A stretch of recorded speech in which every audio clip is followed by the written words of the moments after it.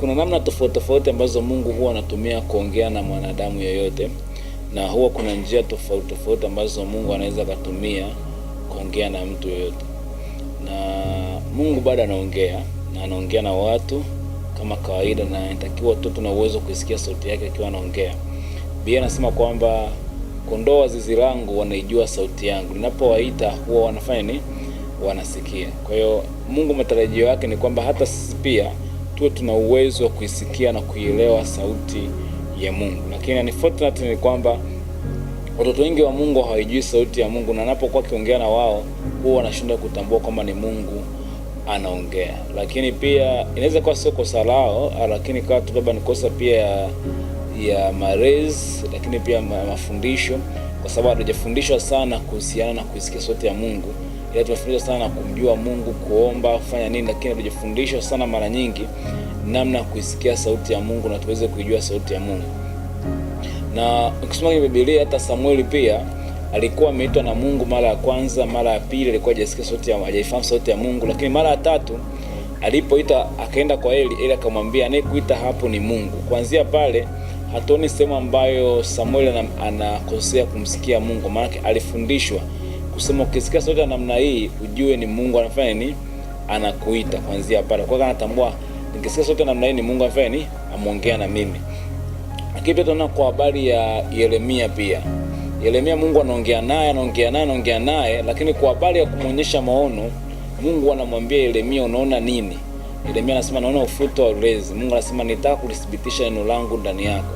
Ilikuwa sio instruction, lakini ilikuwa anaonyesha kama ana uwezo wa kuona. Anachokiona kwa namna ile ambayo Yeremia alikuwa akiona, awe anajua kwamba ni Mungu ambaye anamuonyesha. Kwa sababu kuna wakati mwingine unaweza kuona kitu kwenye ulimwengu wa roho kumbe sio cha kimungu, mawazo yako na jambo fulani ambalo limetokana na wewe binafsi.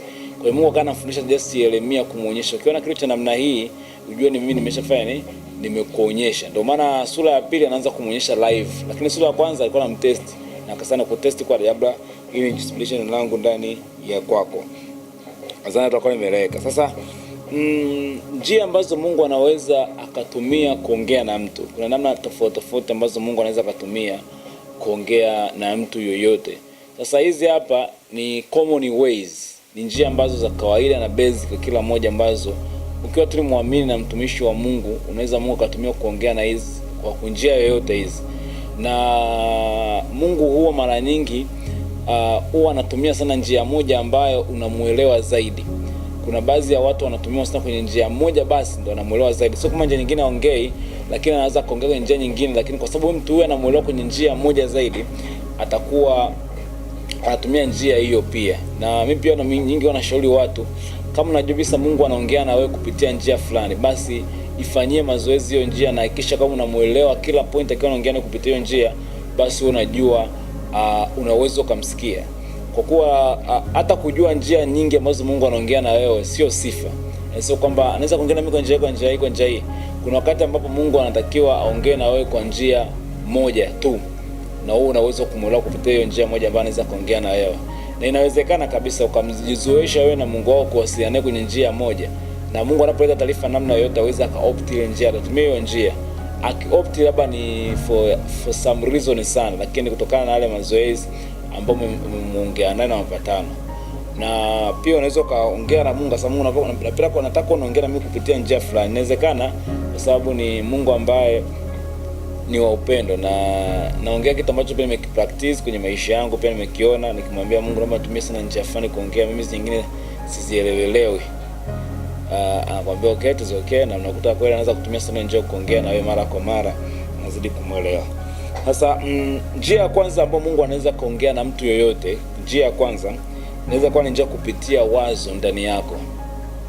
Yaani kupitia tu wazo la kawaida ambalo linazaliwa kwako. Mungu anaweza kuongea nawe kupitia tu wazo ambalo linazaliwa ndani yako. Sio kila mawazo ambayo tunayapata kwenye matukio mbalimbali ni yanatokana na ama sio kila mawazo ambayo tunapata kwenye matukio mbalimbali basi ni mawazo yetu binafsi. Hapana. Kuna mawazo ambayo tunayapata lakini sio ya kwetu bali mawazo ya Mungu. Kwa kuwa Mungu anaishi ndani yetu, na Mungu Baba na Mungu anaishi ndani yetu. Kwa hiyo automatic kama kitu kinataka kijeneratiwe kutoka ndani yangu, kitakuja kama wazo la namna fulani kwenye ufahamu wa kwangu. unajikuta kama nimepata wazo fulani kwa ajili ya kufanya kitu fulani, na mara nyingi wazo linapokuja linakuwa sio kile kitu ambacho unakiwaza, sio kile kitu ambacho unakitarajia, kinakuwa ni kitu kingine tofauti kabisa, ni hata hujakiwaza.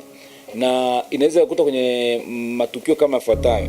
Inaweza kukuta kipindi ambacho unaomba, unaweza kukuta unaendelea kuomba, wakati unaendelea kuomba mara likatokea wazo fulani kwenye ufahamu wako. Baada ile wazo kuja, unajikuta kwamba sasa kuonyesha mbele huku, utakuonyesha jinsi ambavyo unaweza kutambua ni sauti ya Mungu. Sasa unaweza kaja tu wazo kichwani mwako ukiwa unaendelea kuomba. That is okay. Sorry kidogo, naomba tuishie hapo kwenye kipengele. Nimesukuma tufundishane kwanza kuijua na kuitambua sauti ya Mungu, afu nitakuja kuonyesha njia ambazo Mungu anaweza akatumia kuongea na wewe. Kuonyesha jinsi kutambua sauti ya Mungu, afu nitakuja kuonyesha njia ambazo Mungu anaonyesha. Kwa kitu nataka ni KFC ili ninapofundisha naeleka zaidi. Sasa namna ya kuitambua sauti ya Mungu. Utaijuaje kama ni sauti ya Mungu? Kwa sababu anaweza kuongea nawe kwenye namna tofauti, sehemu tofauti, kwa kitu chochote kile anaweza kuongea na wewe. Namna ya kwanza kutambua sauti ya Mungu,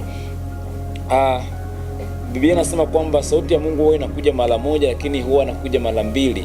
Maana yake inakuwa na kawaida kujirudia. Kama ni ndoto ama jambo fulani ambalo Mungu amekwambia, litakuwa na kawaida ya kujirudia. Atasema mara ya kwanza, kile kitu kitarudi tena mara ya pili.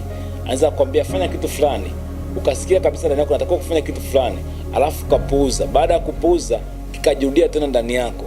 Mara nyingi sisi tunajirudia mara kwa mara, ina indication kwamba ni sauti ya Mungu kwenye maisha ya kwako. Ndio Mungu anaanza kuongea na wewe pia.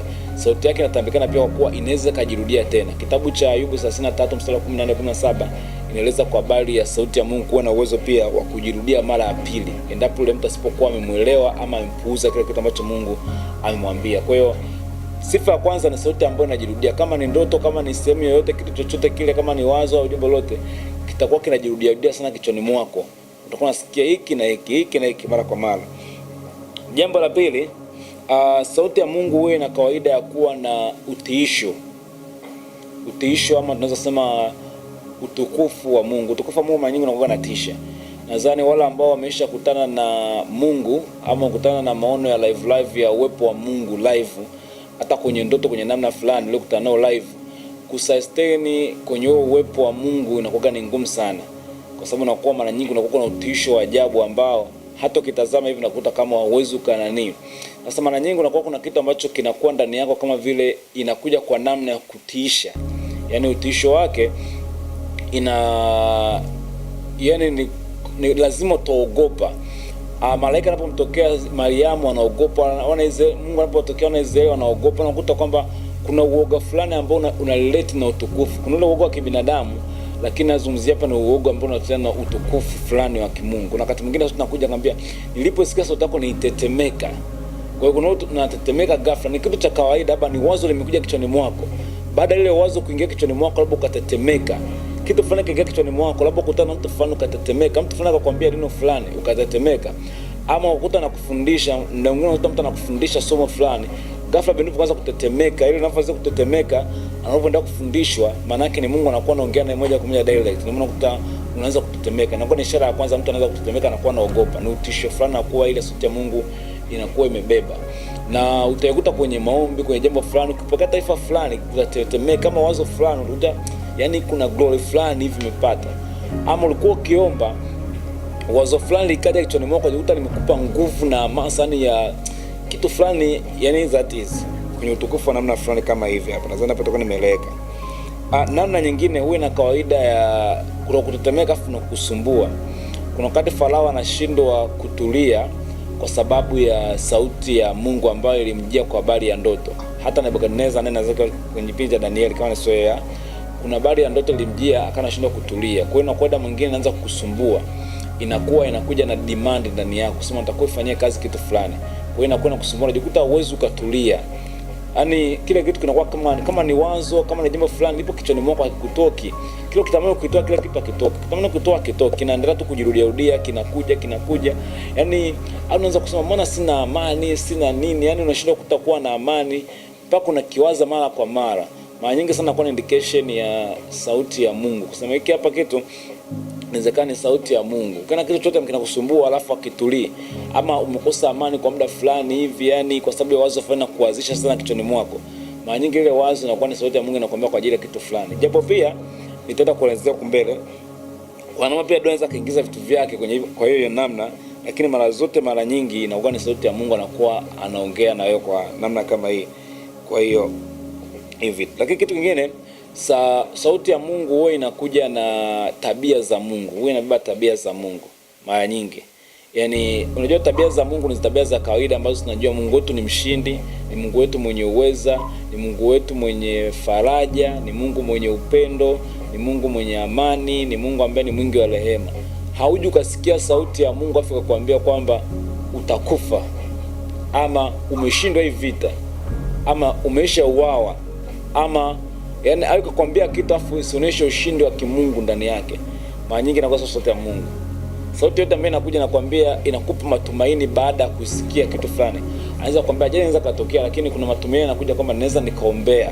Unakujuta na naweza nikaombea ajali katoka. Yaani kuna matumaini lazima yawepo, tabia ya ushindi wa Mungu. Kuna huruma za Mungu. Na kama umetenda dhambi fulani, lakini unakuta kuna ile tabia ya Mungu inakwambia una uwezo kusamehewa. Yaani kuna ile kitu cha kimungu lazima iwepo tabia ya Mungu ndani yake. Ikiwa tu confirmation kitu kibaya alafu hakuna tabia ya Mungu ndani yake, obvious na mara nyingi sauti ya Mungu. Mara nyingi sauti ya Mungu lazima ije tabia ambazo ni za Mungu pia na kwa imezibeba.